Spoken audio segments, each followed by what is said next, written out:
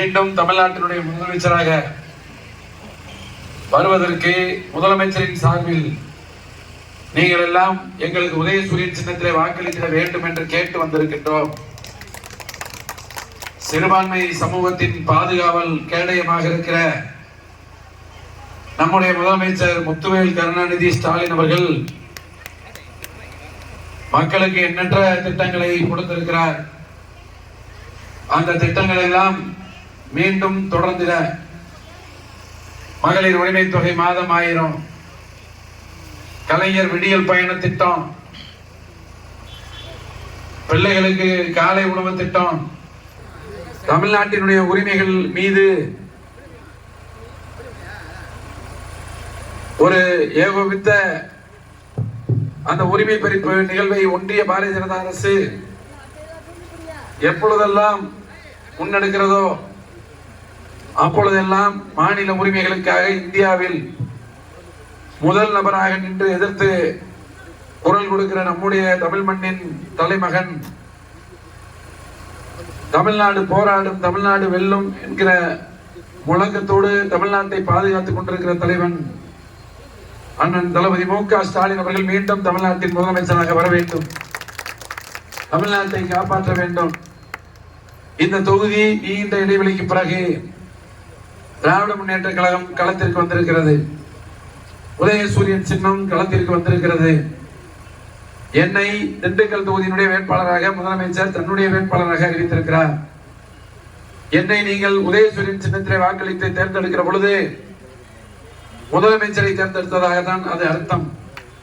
முதலமைச்சருக்கு நீங்கள் வாக்களித்து மீண்டும் அவரை முதலமைச்சராக தமிழ்நாட்டில் பணி செய்ய நீங்கள் வழிவகுத்ததாகத்தான் அதற்கு அர்த்தம். எனவே தொடர்ந்து நமக்கான திட்டங்கள் கிடைத்திட இப்பொழுது தேர்தல் வாக்குறுதியில் சொன்ன திட்டங்கள் நமக்கு இனி கிடைக்கப்பெற அதில் குறிப்பா சொல்லியிருக்கார். மகளிர் உரிமை தொகை மாதம் 1000 இன்று கொடுக்கப்படுகிற தொகை என்பது இந்த தேர்தலுக்கு பிறகு 2000-ஆக அது அதிகரித்து கொடுக்கப்படும் என்று சொல்லியிருக்கிறார். அதே போல தமிழ் புதல்வன் புதுமை பெண் திட்டத்தில் பயணித்துக் கொண்டிருக்கக்கூடிய மாணவர்களுக்கு இனி 1000 என்பது 1500-ஆக அது அதிகரித்து கொடுக்கப்படும் என்று சொல்லியிருக்கிறார். முதியோர் உதவி தொகை 1200 என்பது இனி 2000-ஆக உயர்த்தி வழங்கப்படும் என்று சொல்லியிருக்கிறார். அடுத்த 5 ஆண்டுகளில் 35 லட்சம் மாணவர்களுக்கு லேப்டாப் கொடுக்கப்படும் என்று சொல்லியிருக்கிறார். மகளிர் சுய குழுக்களுக்கு இனி 5 லட்சம் வரை எந்த பிணையும் இல்லாமல் அவர்களுக்கு அந்த கடனை கொடுக்க இன்றைக்கு தேர்தல் அறிவிப்பை முதலமைச்சர் வெளியிட்டிருக்கிறார். புதிய அறிவிப்பு ஒன்று வெளியிட்டிருக்கிறார். 8000 ரூபாய் கூப்பன் ஒரு குடும்பத்துக்கு, ஒரு இல்லத்தரசிகளுக்கு 8000 ரூபாய் கூப்பன். அந்த கூப்பன் உங்களுடைய வீட்டு உபயோகப் பொருட்களை, உங்கள் வீட்டின் தேவைக்கேற்ற பொருட்களை, அந்த பட்டியலில் இருக்கக்கூடிய பொருட்களில் ஏதாவது ஒன்றை உங்கள் விருப்பத்தின் அடிப்படையில் நீங்கள் பெற்றுக் கொள்ளலாம். மகளிர் உரிமை தொகை திட்டம் இந்தியாவில் அதற்கு முன்பு எங்கும் கிடையாது. தமிழ்நாட்டில் தான் முதல் முறையாக அறிமுகப்படுத்தினார். அதே போல தமிழ் புதல்வன் புதுமை பெண் திட்டம் எந்த மாநிலத்திலும் கிடையாது, தமிழ்நாட்டில் தான் அறிமுகப்படுத்தினார். ஆக எந்த திட்டமாக இருந்தாலும் புதிய திட்டங்களை தமிழ்நாட்டுக்கு அறிமுகம் செய்தவர் மாண்புமிகு முதலமைச்சர் ஸ்டாலின் அவர்கள். இப்ப 8000 ரூபாய் கூப்பன் அறிவிச்சிருக்கார். ஆக இந்த வாக்குறுதிகள் எல்லாம் உங்களுக்கு நிறைவேற்றி தர வேண்டும் என்று சொன்னால் நம்முடைய ஆட்சி மீண்டும் வர வேண்டும்.